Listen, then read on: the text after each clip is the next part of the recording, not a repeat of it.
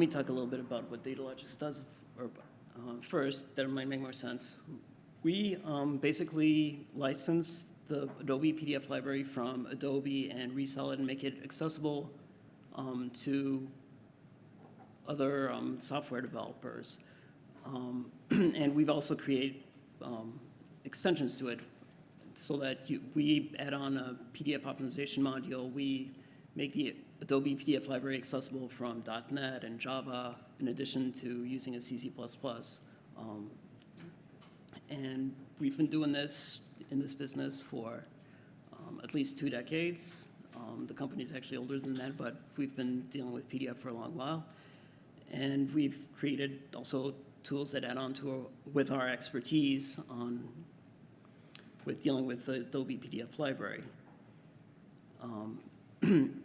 So with that, we have a lot of customers that are processing PDFs using the Adobe PDF library, and when they run into issues, they come to us and report them as bugs or issues that they're running into. And most of these issues are fairly, well, a lot of them I like to call them as edge cases, where there's some sort of weird combination of features, and you just have to basically understand what the edge case, what the scenario is, and sort of figure out what exactly went wrong. And it's not really something that's horrible. It's just the nature of software that sometimes you have bugs, sometimes you don't think out what exactly the different combinations and permutations might be for, and you run into them. But occasionally you run into some cases where things don't go quite as you expect. And the scenarios that I looked at for when exactly you have something that doesn't quite, that is actually well beyond what the usual case is, when you have a ballooning file size, that you do something and causes the file to increase. The other nightmare scenario is when you have a hang of some sort or an infinite loop and it doesn't quite end. And you have to figure out why exactly that's going wrong, because you have a customer that's not just dealing with this one file, and if it was just one file, you could just toss it up as a bad PDF, but they have 6,000 files, for example, and you have to figure out why exactly you're having this problem. So, but most issues really aren't horror stories. So I didn't have quite enough material for just PDF optimization horror stories, so I do want to talk about, I have 4 stories that I want to cover that are, 2 of them are dealing with when things go suboptimally with StructureTrees, because it's very easy to create something that's suboptimal in PDF. I'm just focusing on StructureTrees just because this was fairly typical. And then I'm going to talk about one case that was actually solved by PDF optimization. And then I'm going to talk about a final case which, in one sense, isn't optimizable at the end, just to give you an idea of different range of sort of things. So 2 cases dealing with the structure tree, and one of them was a structure tree that grew when it was copied. And then there's a second related case where phantom limbs in the structure tree. Let's look at the first one. What you're seeing on the screen is basically,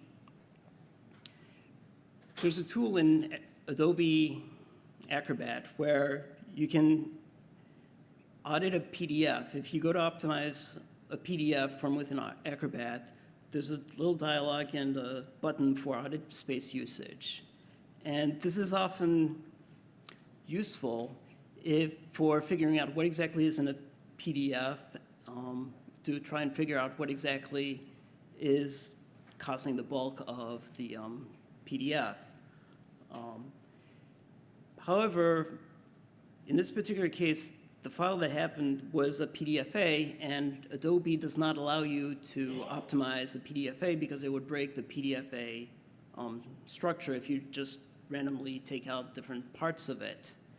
And at the time, I did not have my own reproduction of this particular tool, so all I knew is that I went from a file that had a little under 4 megs to a file that was a little over almost 78 megs.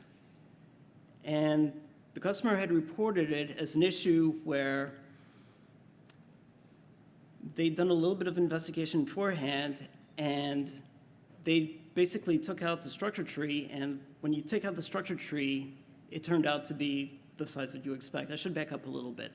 The scenario here was we had started with a 33-page Formag PDF that was being merged into another PDF that was basically going to be a one-page cover page to this 33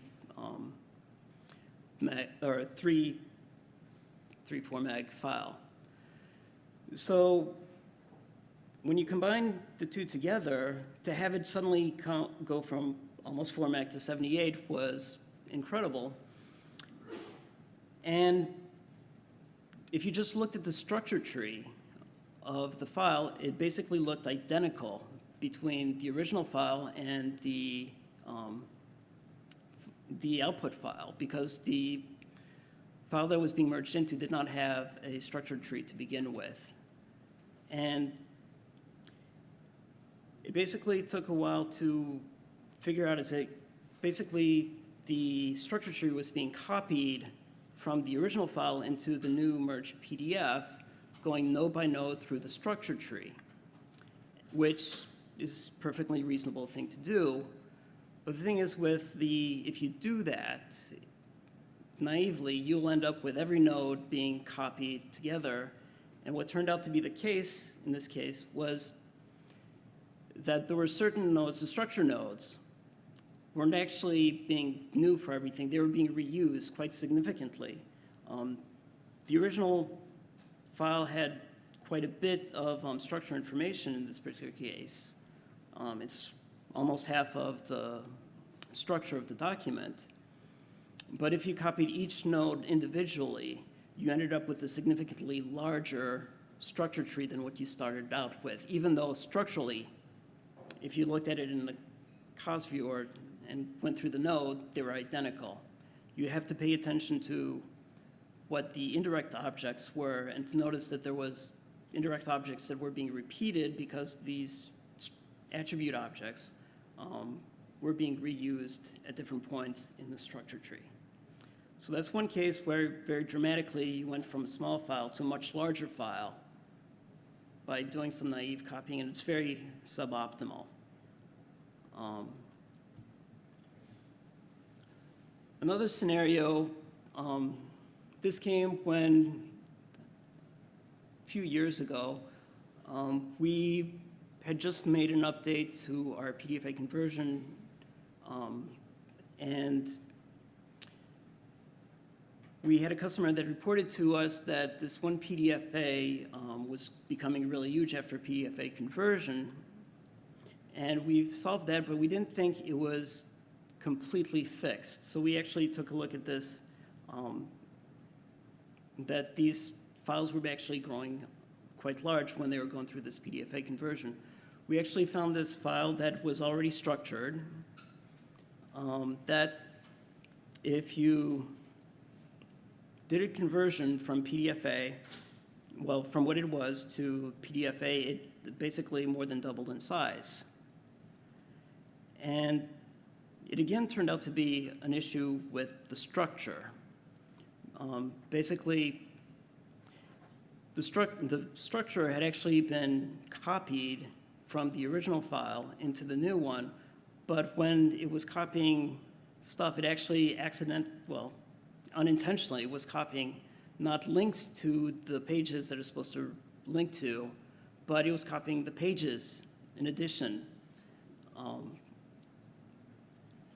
So you had you have your pages off to one side in the page tree, and then you had duplicates of those pages in your structure tree instead of having the structure tree point back into the page tree.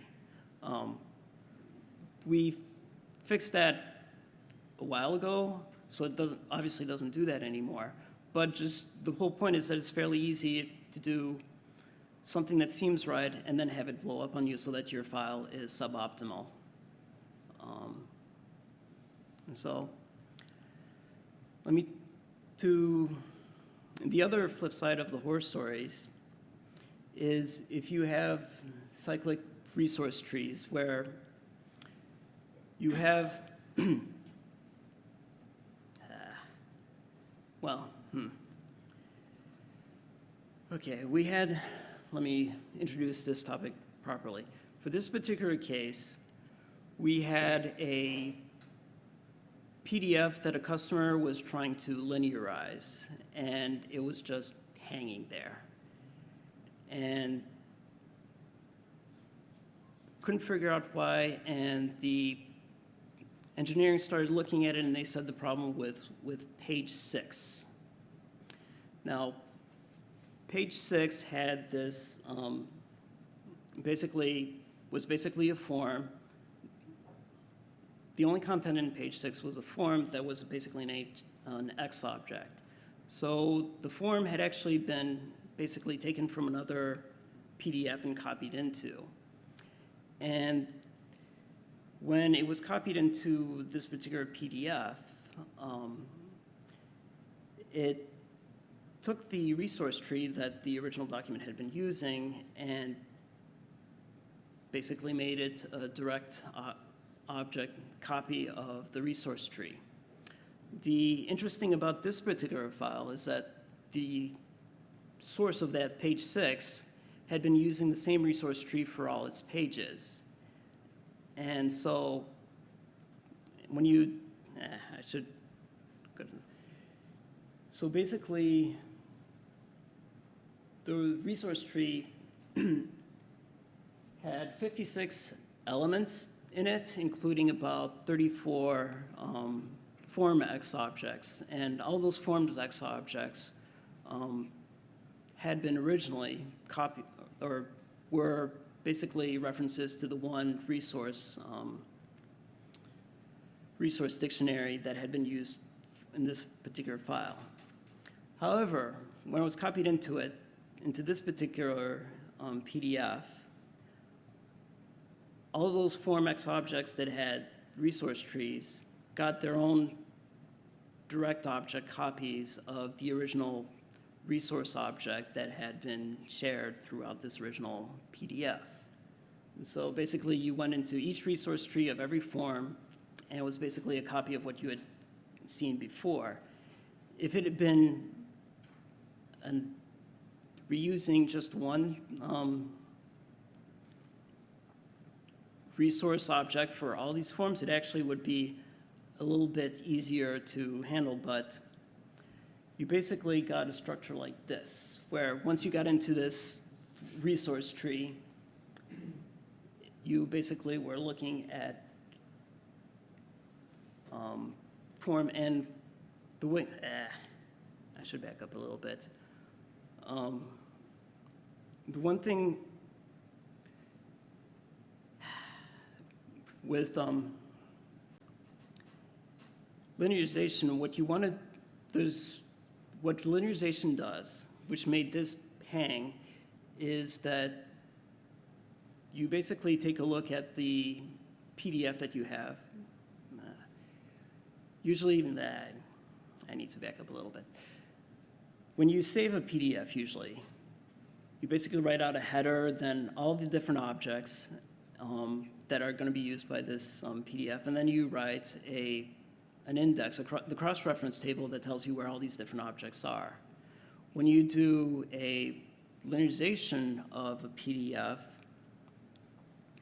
you take a look at, start out with looking at what the first page is going to do, and you basically make a miniature document of the PDF so that you have something to look at while you're still downloading that, so that as you're downloading the file as a stream. But then there's also other parts of the linearization project portion where you basically put all the pages in order, then you group all the objects that are used by every page together so that they're lumped together one at a time, so that you could potentially view pages one at a time as you're downloading them. That was the original intent for linearization. And so when we went to this one particular page 6 to try and lump all together all these resources that are being used and put them together so that we can present just page 6, it was trying to descend into the resource tree and figure out which ones it needed to put first so it could group them together. And it's basically just getting lost in the resource tree trying to do that. And the way that we eventually solved this problem was basically if you use PDF optimization, you're actually looking at what resources are actually being used by any particular content stream and make sure that you're not including superfluous stuff that might be used on another page, but not particularly on this particular form or page. If you actually look at what's being used by the content stream, what resources are actually being used in the content stream, then you can basically cut out the cruft so that you only have a certain amount of, you don't have to go through all the resources and try and depth first search, figure out which ones you actually need. You just you only keep the ones that you actually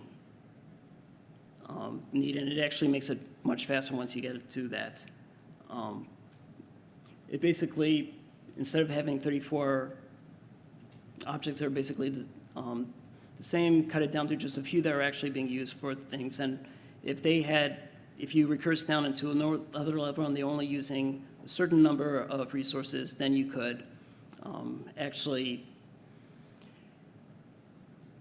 just keep the resource tree to just what's being used by that particular resource. And once you did that, then it made actually linearizing it much faster and could complete in quite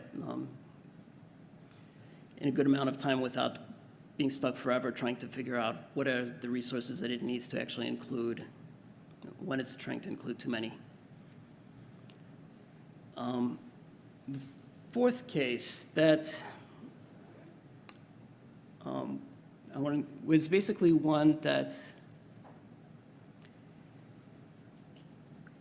had a 1.3 gig file that was actually about 25,000 pages, and the bulk of it seems to be made up of fonts, and trying to optimize that.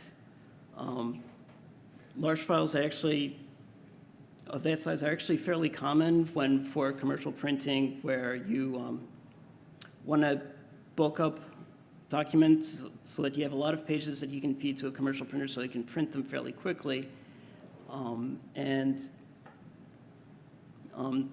Because they can be quite large, they want to compress them as much as possible.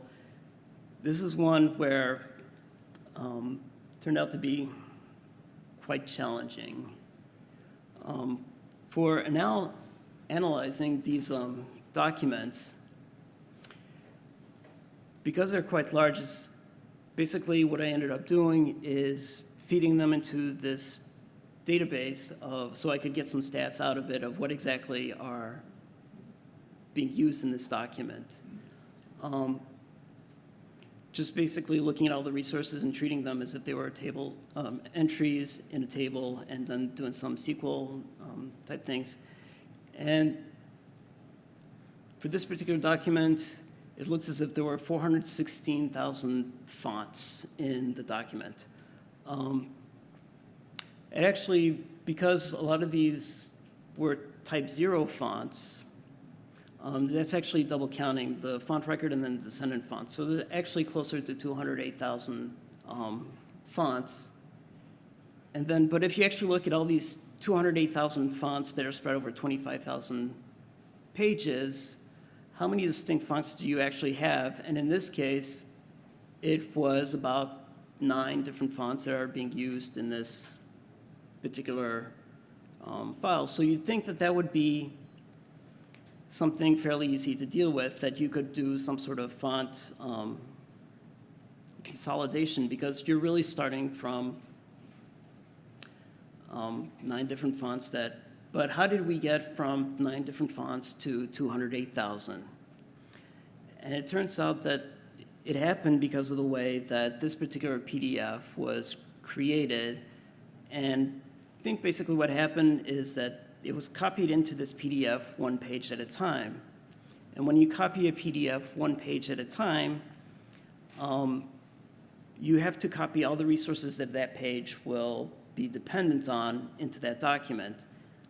So if you copy pages doing a range, you can basically copy anything that they're depending on any shared objects. You can copy it once, but if you do it once at a time, you need to copy everything that it's dependent on so that you have all the things. So that would be one thing, but there's actually another key thing that made this a little bit harder. Once all these fonts were copied into the document, they're only used by that particular page, and then they were subset, so that any glyphs that were not being used on that particular page were tossed out of the font. So basically, all these fonts, rather than being identical copies of each other, ended up being unique to the particular page. If there was a page that, for example, was not using the letter J, that would be different from the fonts that on another page where it is using the letter J. So if you try and put these files back together, they're going to be very unique subsets. They have the same names. They're basically, the metadata of the font is basically identical, but except for the fact that they're using different glyphs. And there's a lot of information that you have to go through when you want to try and combine fonts, so that when you, basically the more identical the fonts are before you get to the glyph data, the more likely you're going to look at the glyphs to see if there's a match. And once you can see that there are different glyphs, then you can't really consolidate the fonts that easily, because you'd have to basically compare glyph by glyph to see if they're identical, and the amount of processing would be astronomical, actually. If you think about, on the bottom left, I put together how many instances of each font it found.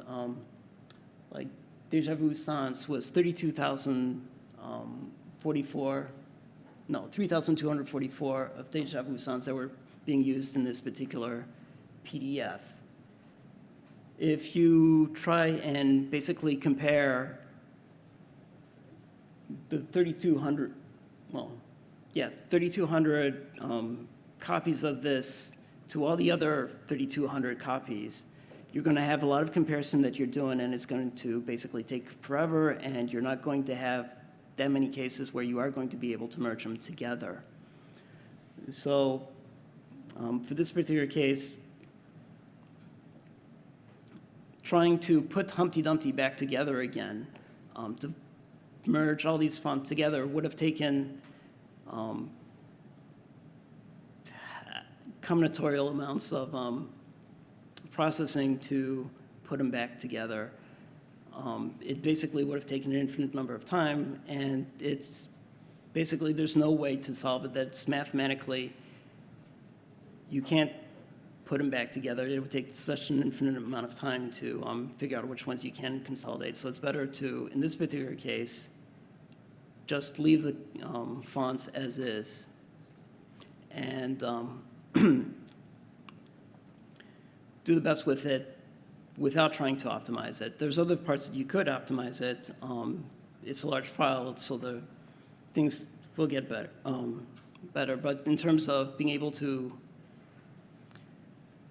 optimize it, optimize the fonts, you basically can't. There are some things that you just can't, just because it's such a large file. There's so many fonts that take too long. I think my idea of takeaways is PDFs are not necessarily always trees, because trees usually have individual nodes rather than the PDF model. You can have nodes that are shared, so the structure is a little bit more complicated than just a straight tree. And if you're always thinking that what you're seeing is a tree, you might miss that the nodes are being shared, and that can make things suboptimal when you go to create it.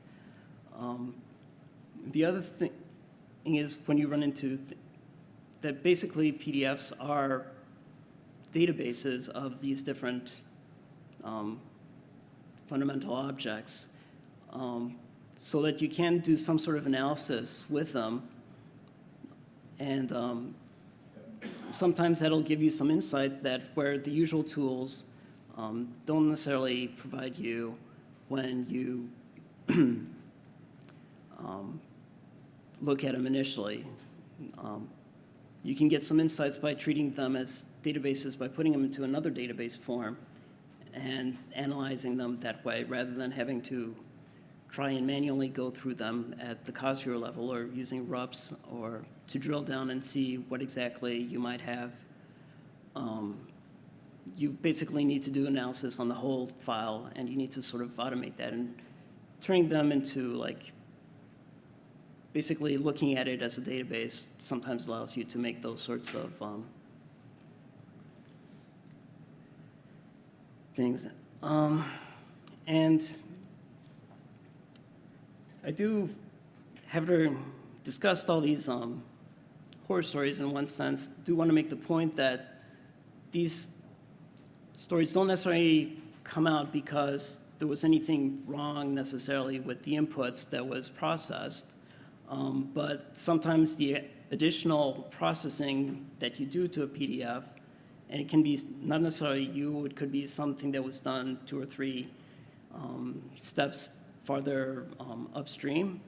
Sometimes that does lead to horrible files, not because the people that were putting together did something wrong, but just the amount of combinations of things that can be put together, and